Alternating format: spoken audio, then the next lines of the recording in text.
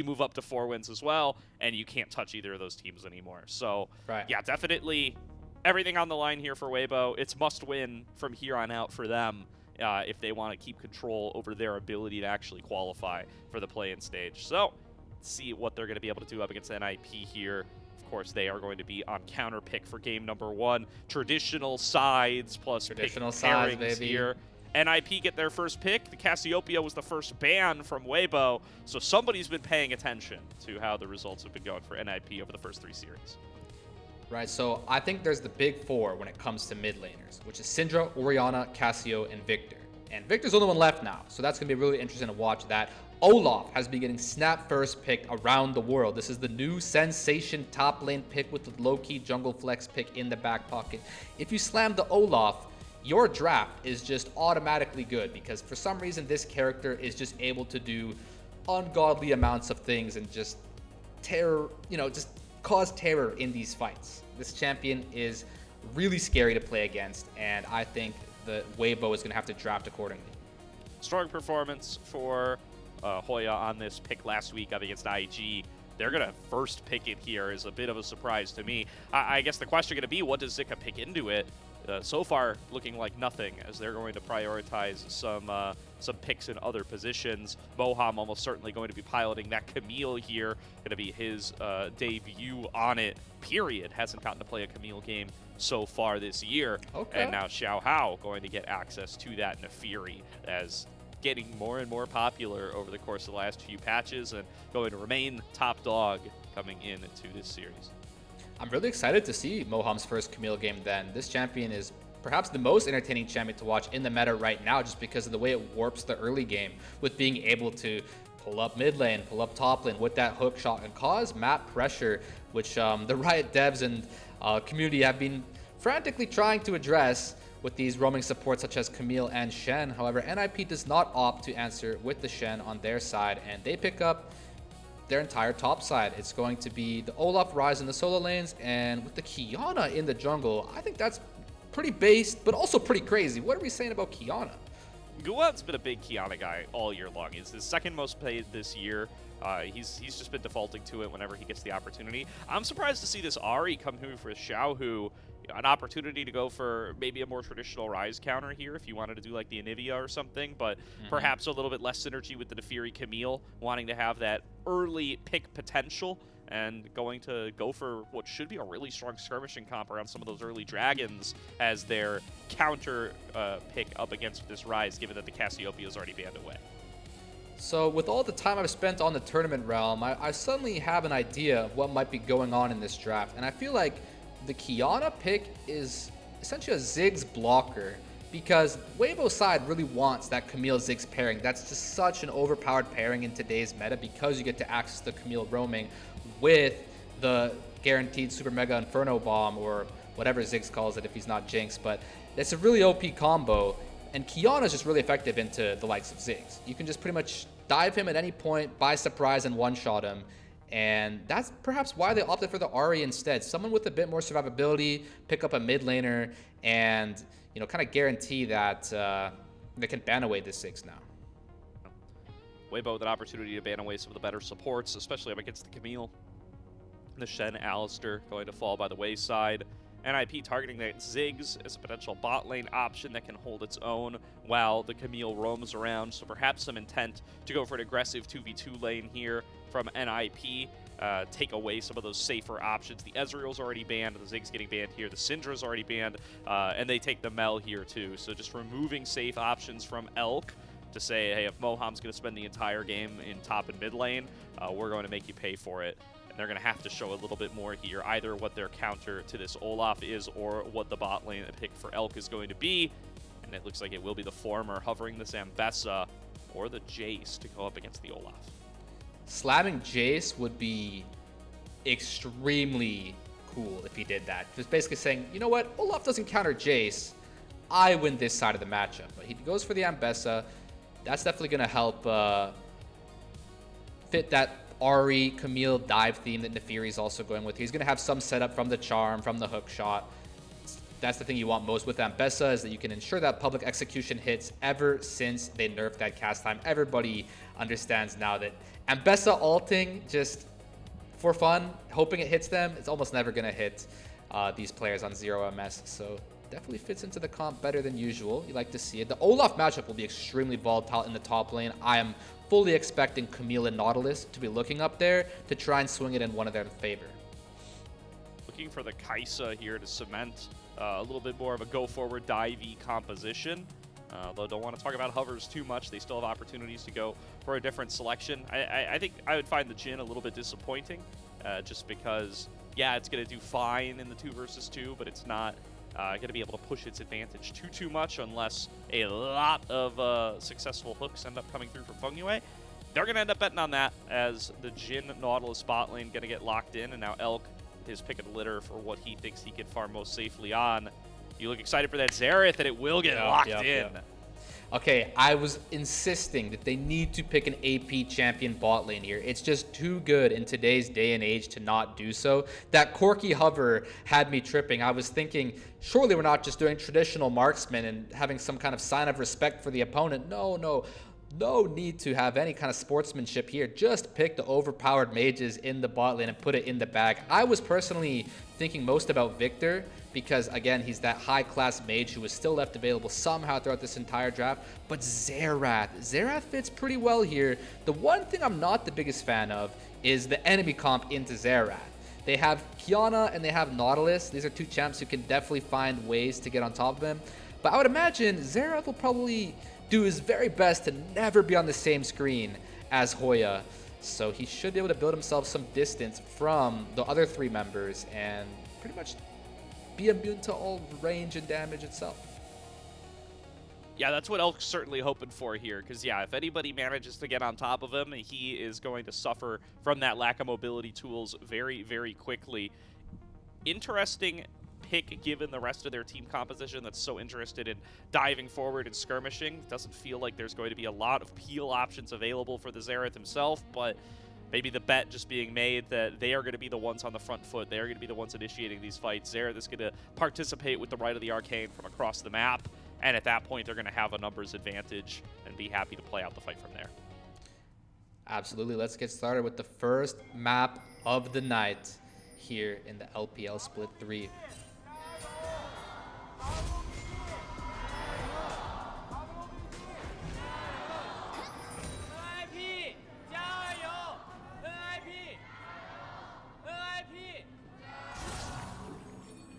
A humble start to the night, if I may say, Mr. Gordo.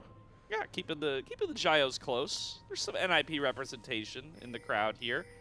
Weibo keeping their fandom alive as well. Big match if you're a Weibo fan here tonight, of course. Looking to see if your team can keep control over their future in split number 3.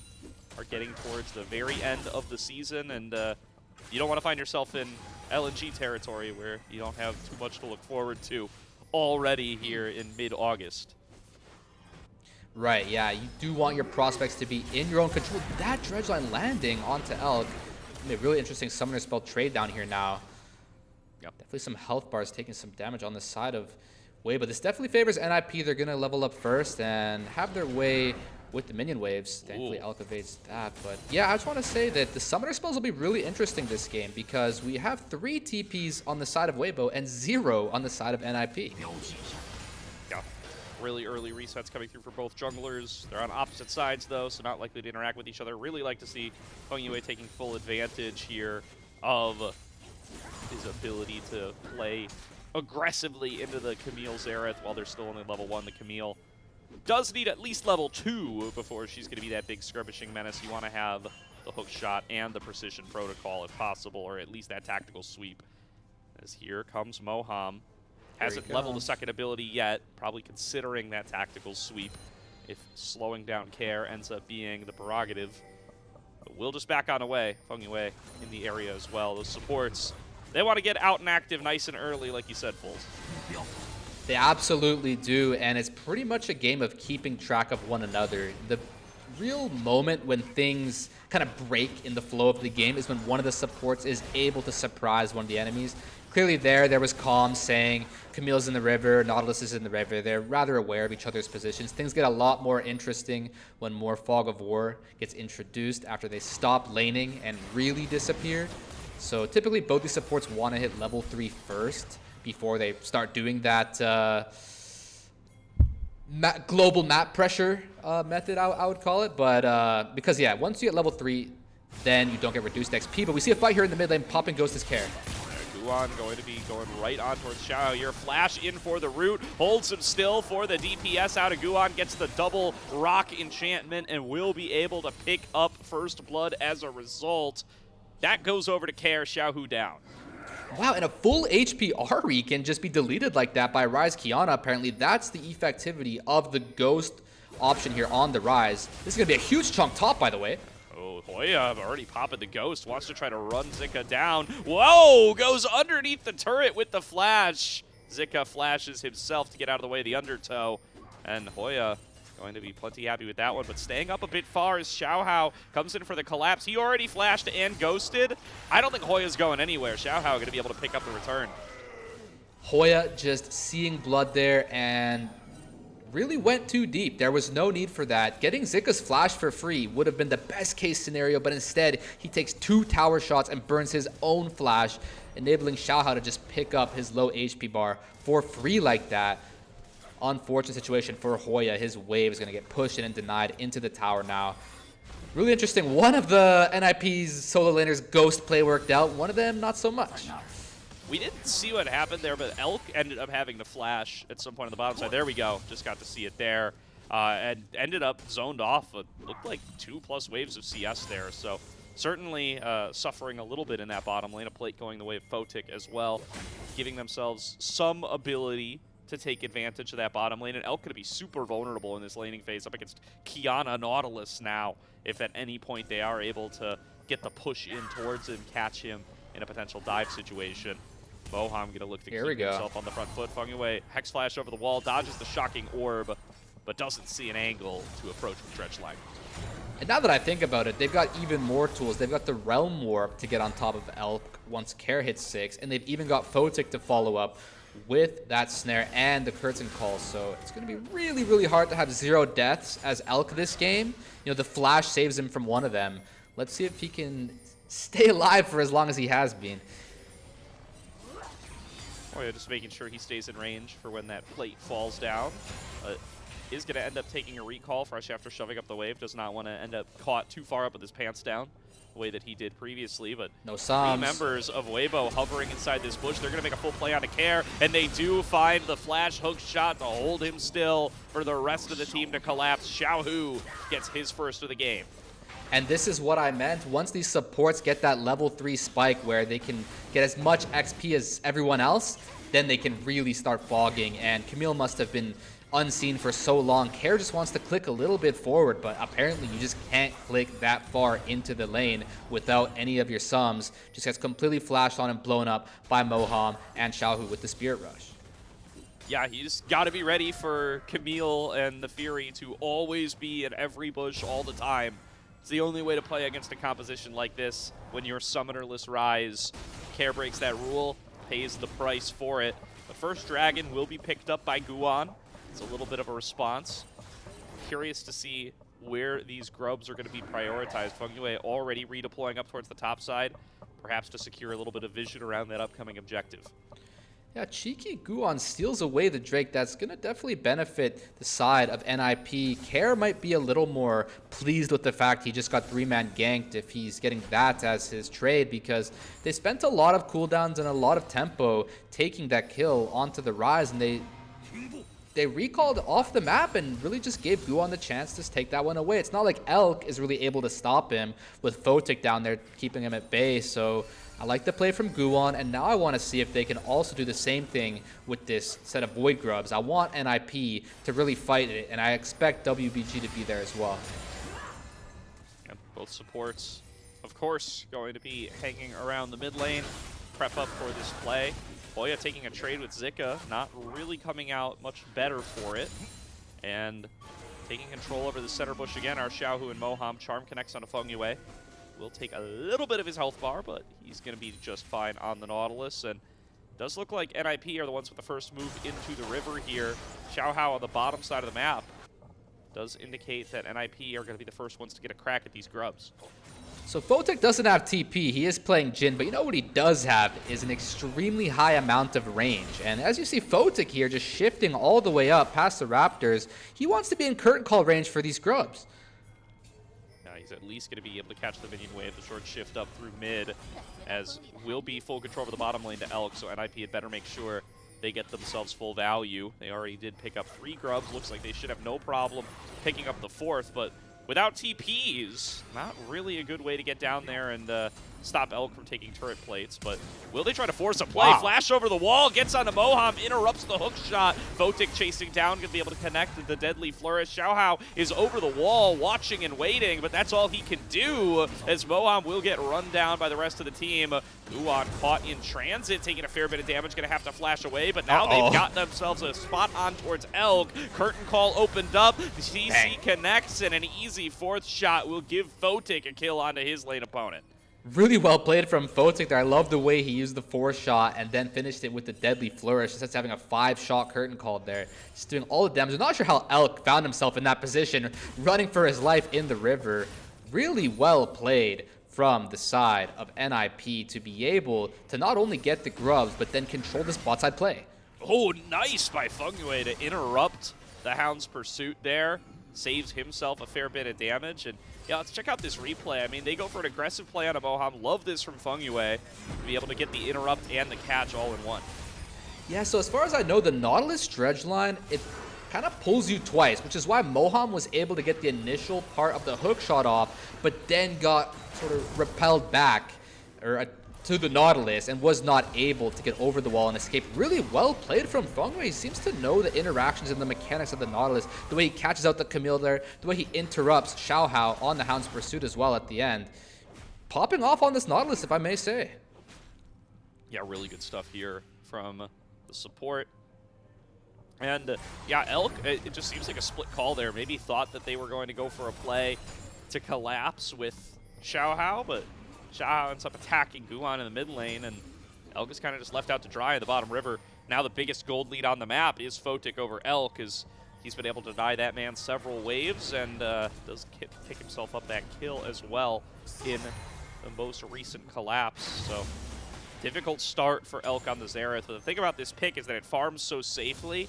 Eventually, it's going to hit its first item. It's going to delete waves with Q from 2 screens away, and at that point, it's going to be a threat either way.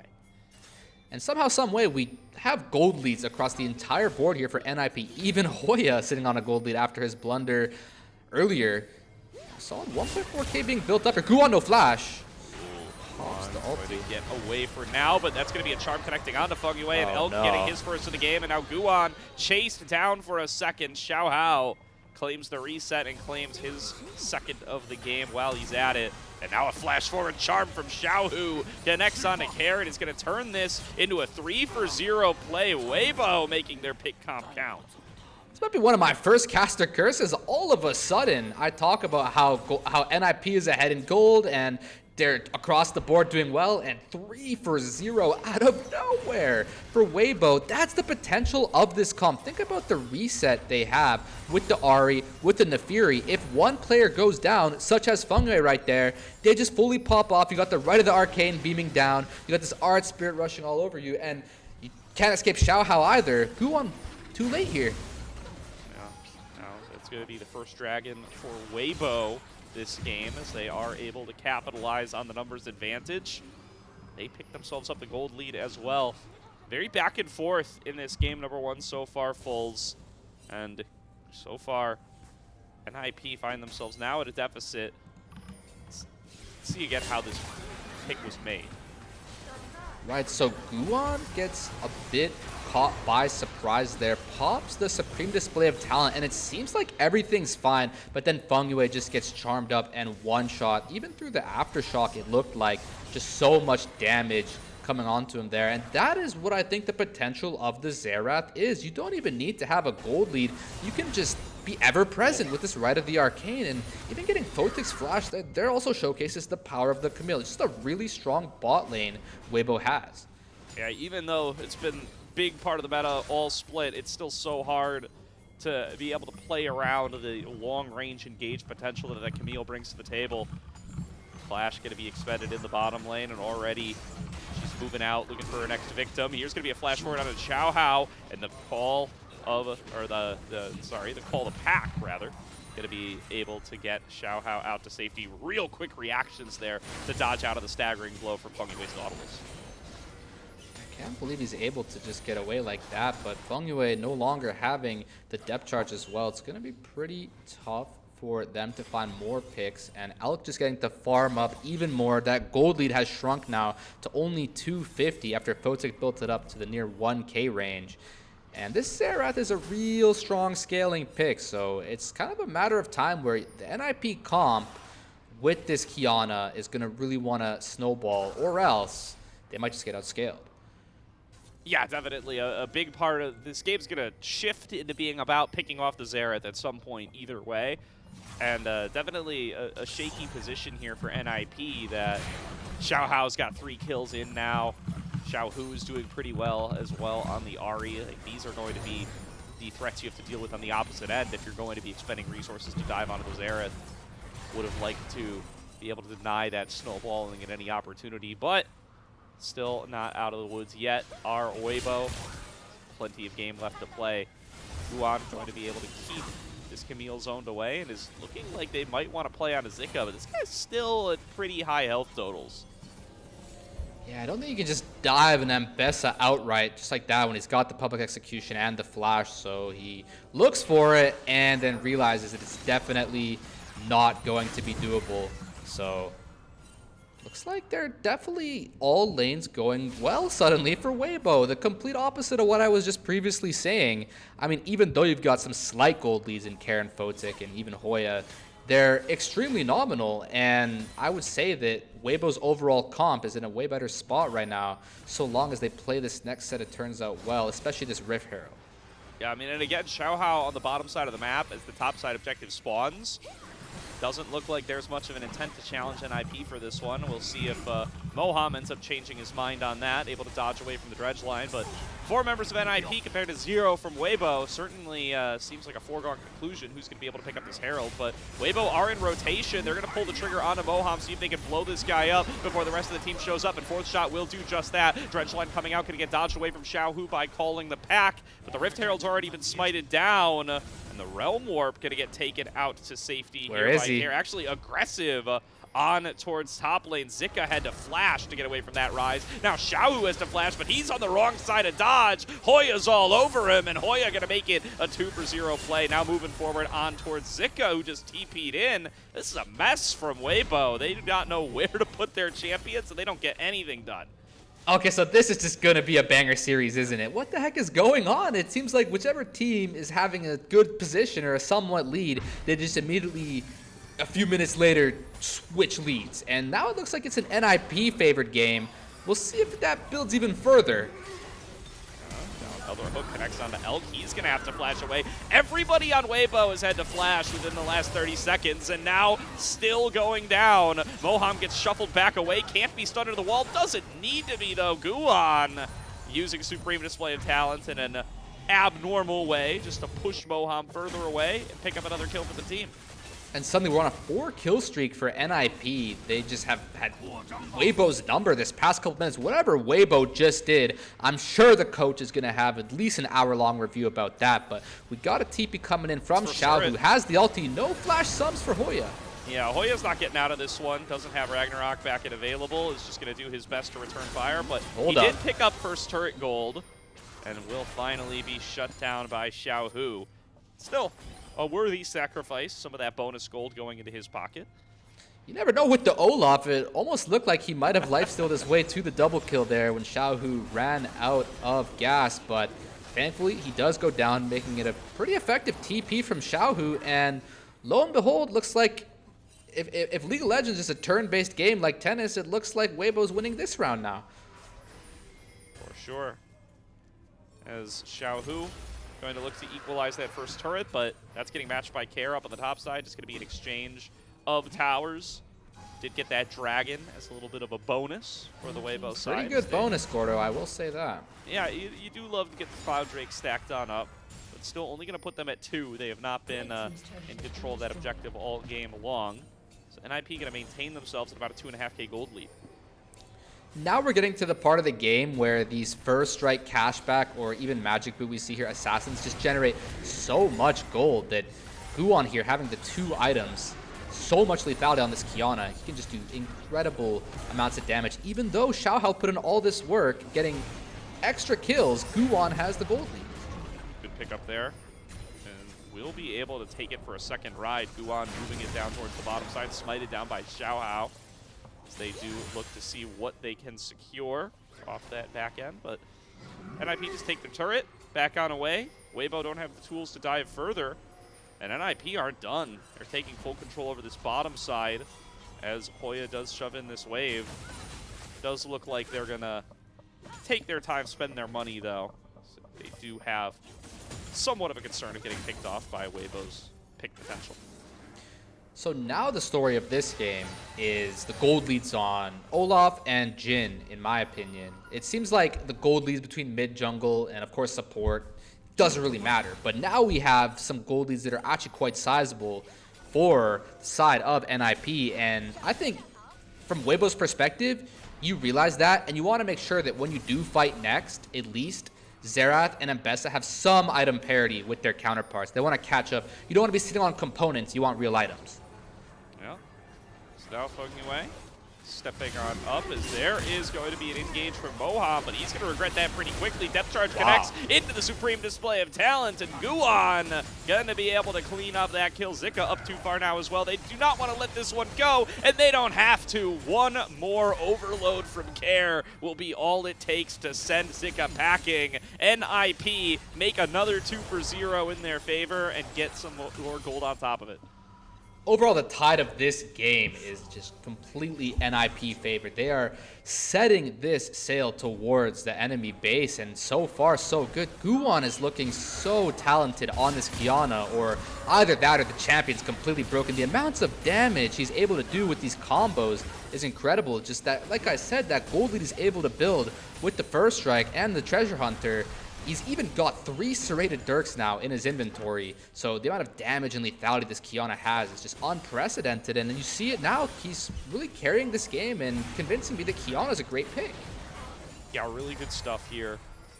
Guwon's Qiyana has just been such a major force for NIP all year long. Constantly a reliable pick for them to go back to game after game. Has been able to snowball so many of these close games back into their favor. You know, they're not always able to blow through the early game the way that some of the other teams in the LPL are, but their ability to punish mistakes with this Qiyana has been huge. Fengyue's up way too far, brother. You cannot recall in the river, and he really will drop on down. Elk going to be able to get funneled that gold, and he's going to need it.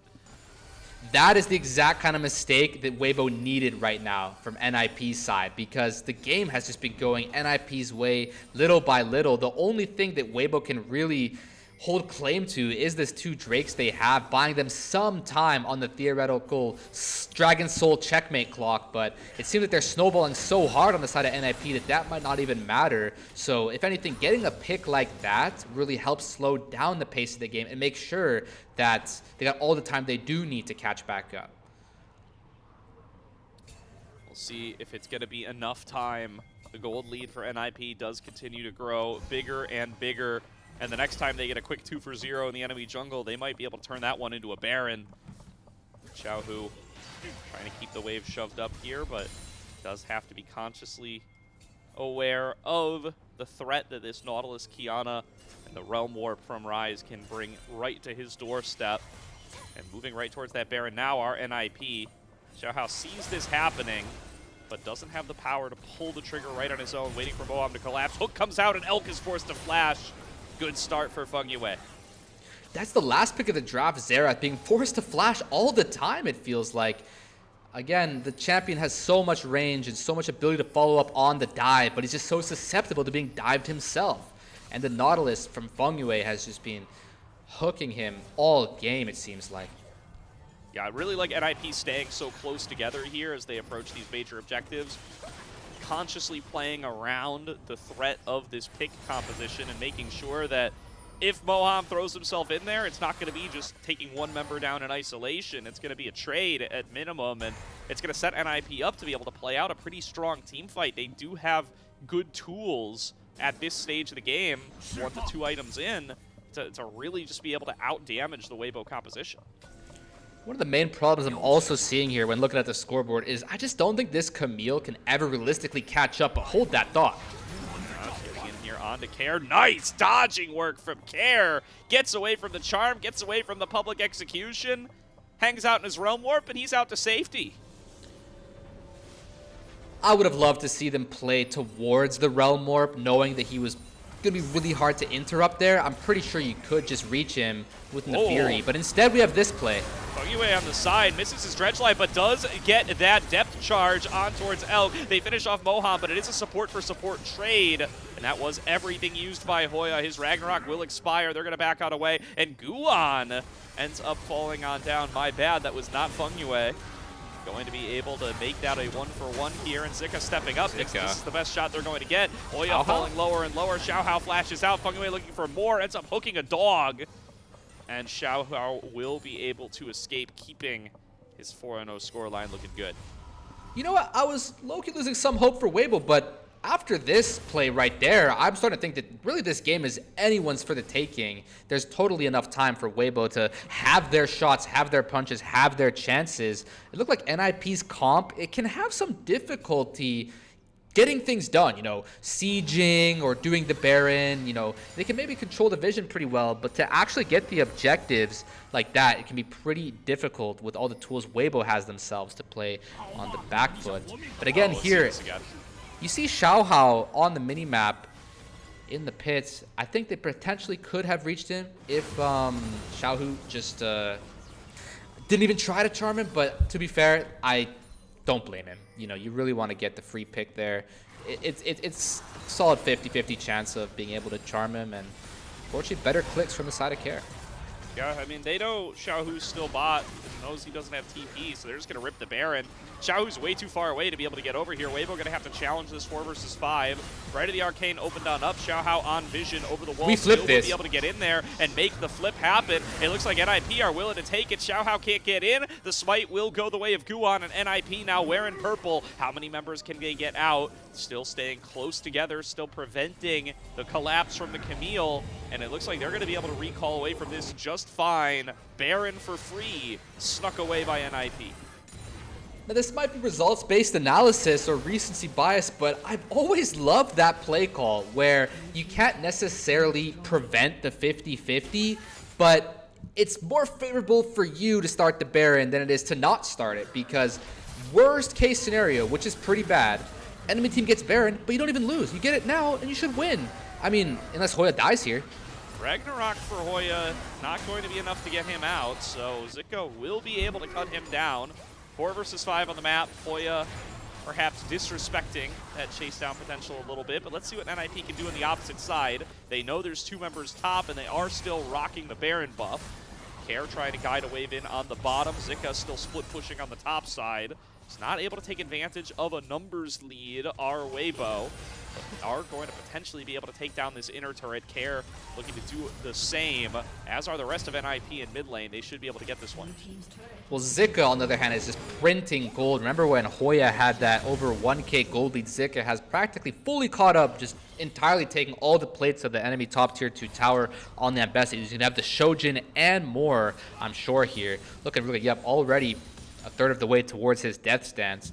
Really, really good things for the side of Zika, but here's the story. It seems like in League of Legends, you're kind of playing game modes from time to time. Sometimes you're playing set up the vision game mode and make sure the enemy team can't, you know, approach. That's kind of what they're doing now. With the Baron buff, you want to be playing Siege, and you really want to at least get an objective for your value.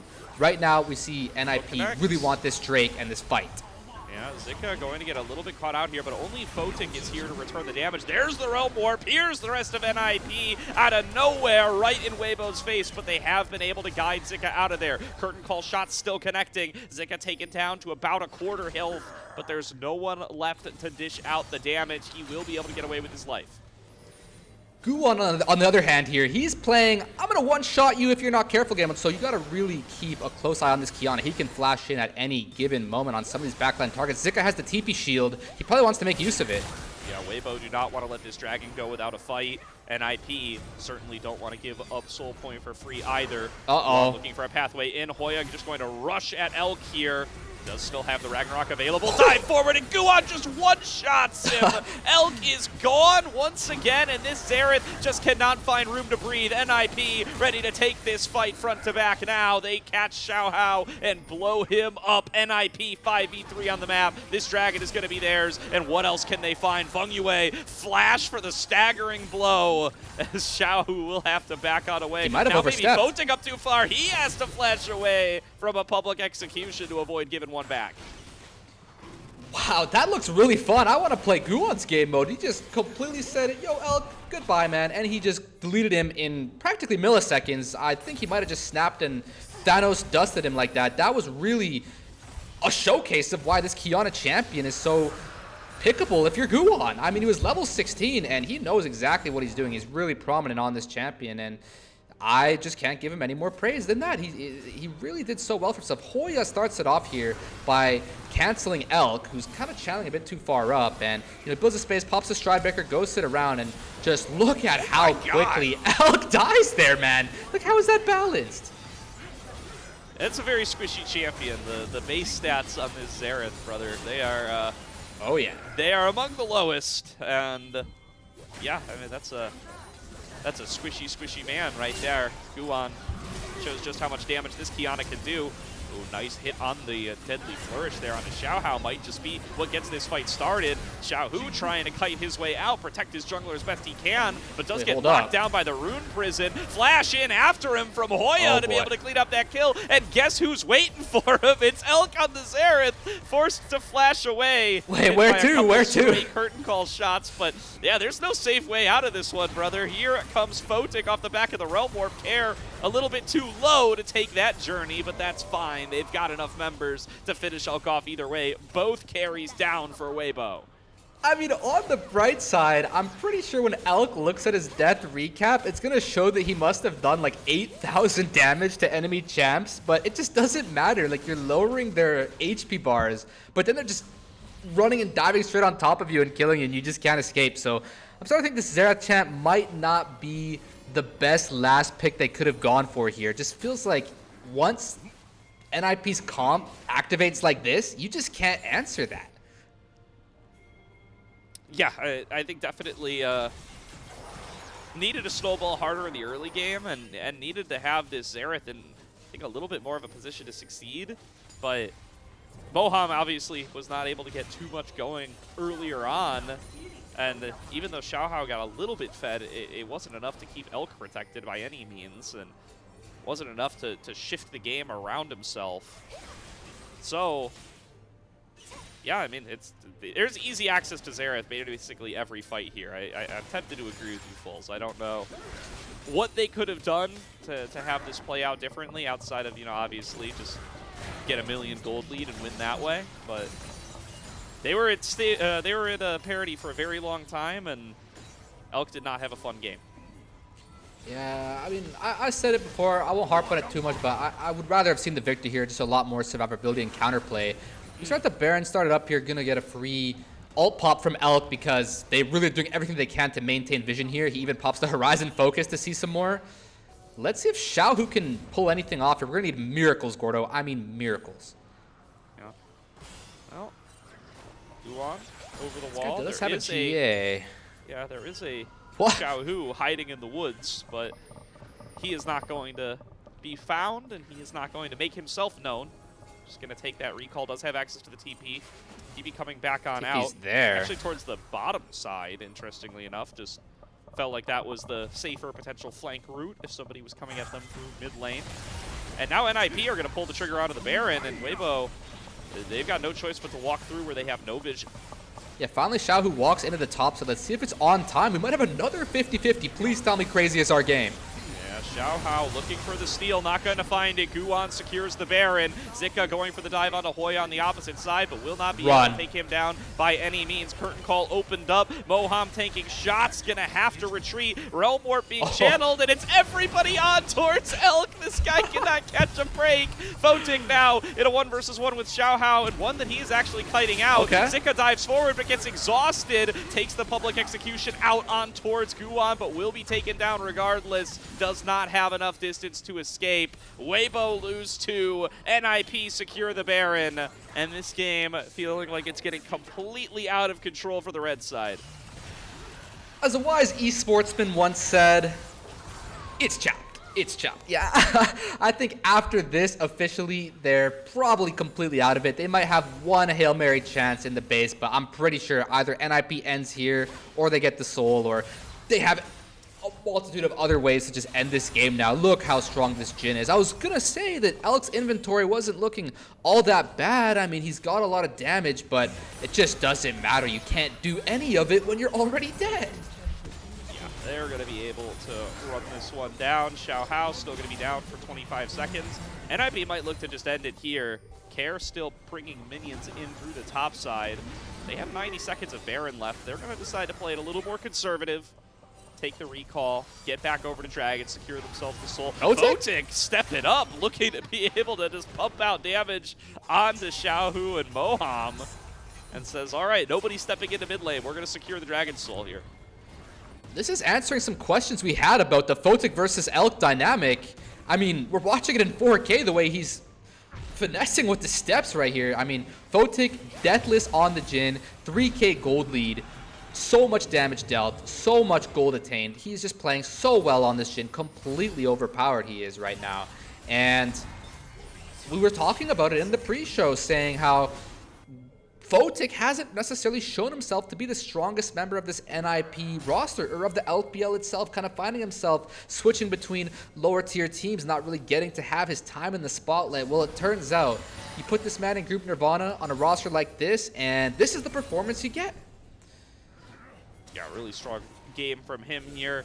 Has been able to just take good advantage of what was a solid laning phase, and has been really valuable with these curtain calls to be able to get these fights started on NIP's terms. Fengyue fishing with another dredge line there, did not end up connecting.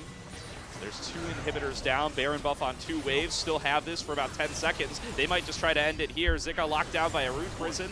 Not taking too much abuse for it. Another hook comes out. Dodged away by Xiaohu.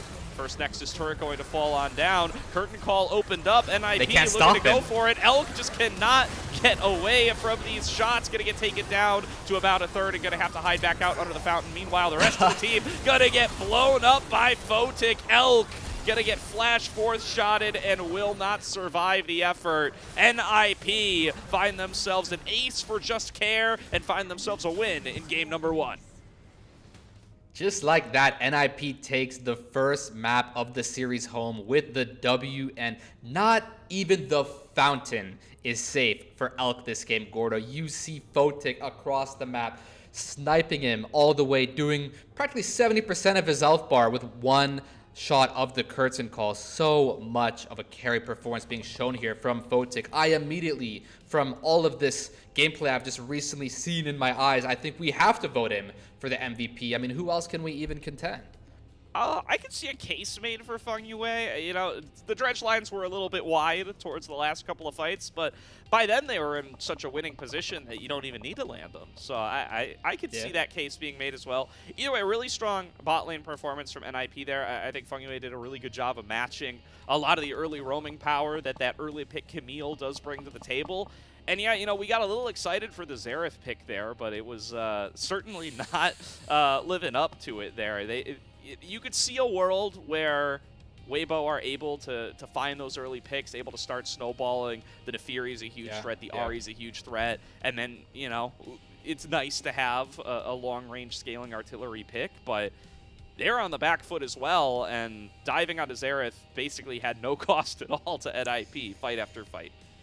Right, it really does make you reconsider, and especially because it's Elk. I mean, this player, of course, has many more reps on the marksman champions. A lot of these AD carries are going to fall under that boat where they don't have those reps on those mages, and it's kind of just been a game of who adapts the fastest. We've seen Viper kind of pioneering it here in the LPL, and the rest of these guys trying to catch up. It's a pretty difficult meta to be a bot laner in, especially with all the hectic stuff going on with the supports, and sometimes you're 1v2, and sometimes you have to draft a character who can be someone you're not too comfortable with. And it seemed that for Elk, it was just really difficult for him to keep that middle column at 0. That was what I highlighted at the start of this match. If you're gonna pick Xerath, you need the KDA Photic has. You can't have the KDA Elk has, or you're practically never gonna win that game. Yeah, I mean, definitely felt like he was not in a position to be able to even get much done in the one-on-one. They lost quite a bit for him being isolated there over on the opposite side of the map. Yeah, this was basically the one time we got to see Weibo's comp do what you would hope to see out of Weibo's comp: find one pick, chain it into another. Care gives him a third for free.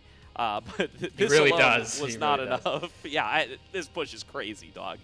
Yeah, Mr. 7 KDA low-key had some mistakes this game. There was that one, and there was actually another one earlier where he had no flash ghost and just died to a 3-man gank at like level 3 or 4 or something like that.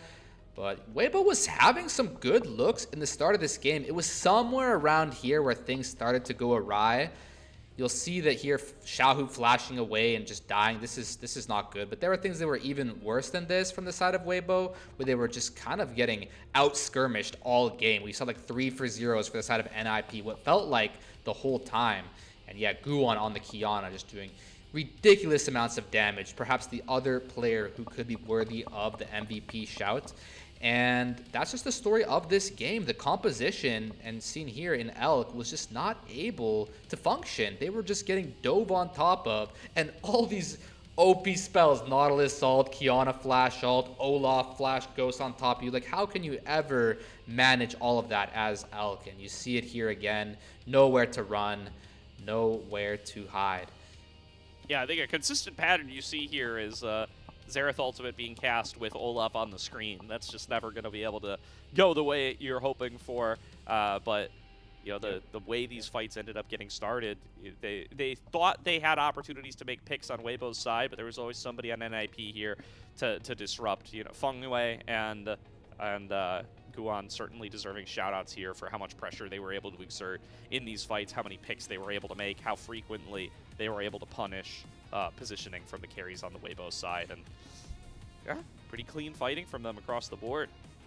Now, if I'm the NIP coach, the main player who I would have a talking to with, it's going to have to be Hoya, I'll be honest. I mean, I think the entirety of NIP played rather well for the most part of the game. It just seemed like Hoya kind of got carried more than the others. I mean, that mistake in the early game, just flashing in and dying to the Fury being topsid when he could have gotten a free flash instead of taking 2 tower shots and then kind of still not having the best game ever. Like, Zika didn't really play at all. It felt like those two were just most isolated. Zika was just 0-0-0 for the entirety of the game. It's not like Hoya really beat Zika. It's kind of just that NIP beat Weibo and Hoya was there.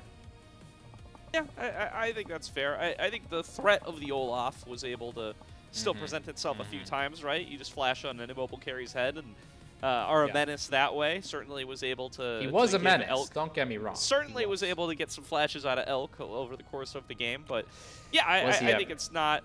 All right, it does go to Fengyue. Let's go. Okay, I like that. I like that shout a lot. You know, with the way he was, that first flash hook, by the way, onto Moham on the Camille, like, he just sees it. He knows it. Like, he's ready, and he capitalized when the moments came, and he was practically everywhere. I mean, how many times was either Elk getting hit by Nautilus Q and getting completely cooked or having to flash it? It just felt like Fengyue had his number and everyone else's and was just in the right places at the right times, pressing the right buttons.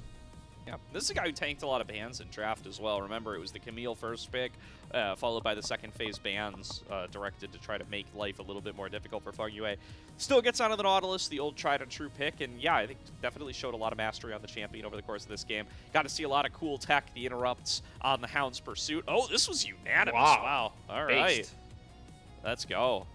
But yeah, you also got to see in one of those last clips there, he casts the or the depth charge and then flashes to make it reach faster, just to speed up the play, set up for them to be able to get a little bit more going. I really liked a lot of what we saw to Fengyue this game, and he has really been hitting his stride with this NIP team, you know, not letting his mid-season team swap discourage him anyway. I will say, I'm glad to see it, to be honest, because it feels like supports, I mean, it's just been the age-old story. They're just underappreciated. No one really seems to give them enough credit sometimes, and I honestly gonna catch myself at fault here. You know, I'm looking at the people doing the damage, taking the kills, but perhaps I overlooked some of the setup for those kills and just how instrumental Fengyue was in helping make sure NIP was able to generate those leads and get that huge advantage that they did have. Yeah, definitely. Well, we'll see if he's going to be able to keep it up coming into game number 2, or if Weibo will be able to pull themselves back into contention here in Group Nirvana. Really quick before we take that break, do want to say if you're interested in supporting the LPL English project, consider becoming a coffee member. Coffee is the best way to support LPL English, as the vast majority of your contributions go directly to the show, go to upgrading the broadcast. The huge bulk of it pays on-air talent and content creators. Subscribe to our coffee link to the chat to unlock perks like early access to content and the ability to ask questions for our unique on-site interviews.